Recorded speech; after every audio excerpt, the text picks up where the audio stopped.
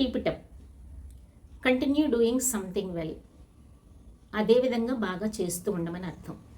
Example sentence, you are improving a lot, keep it up. నువ్వు చాలా మెరుగుపడుతున్నావు, అలాగే కొనసాగించు. Second, make up your mind, decide something firmly. ఒక నిర్ణయానికి రా. It is time to make up your mind about the project గురించి నిర్ణయం తీసుకునే సమయం వచ్చింది.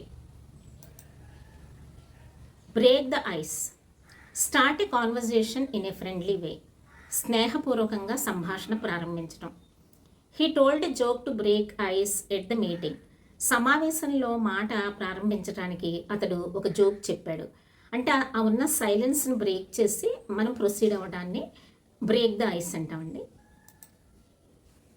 Look forward to, eagerly awaiting something. ఆతురతగా ఎదురుచూడడం. I look forward to see you again. నిన్ను మళ్ళీ చూడడానికి నేను ఆసక్తిగా ఉన్నాను లేదా ఆసక్తిగా ఎదురు చూస్తున్నాను. టేక్ ఇట్ ఈజీ, ఇది చాలామంది మీరు యూస్ చేస్తారు, అయినా ఒకసారి మళ్ళీ దీన్ని నేను చెప్తాను. Relax and don't worry too much. ఆందోళన లేకుండా ప్రశాంతంగా ఉండు. యూ డిడ్ యువర్ బెస్ట్, నా టేక్ ఇట్ ఈజీ. నువ్వు నీ వంతు ప్రయత్నం చేసావు, ఇప్పుడు ప్రశాంతంగా ఉండు, అంతే నెమ్మదిగా ఉండమని అర్థం. On cloud 9, extremely happy or joyful. చాలా సంతోషంగా ఉన్నప్పుడు ఈ ఫ్రేజ్ ఉపయోగించవచ్చు. చాలా ఆనందంగా ఉండడం. She was on cloud 9 after winning the competition. పోటీ గెలిచిన తర్వాత ఆవిడ చాలా సంతోషంగా ఉంది.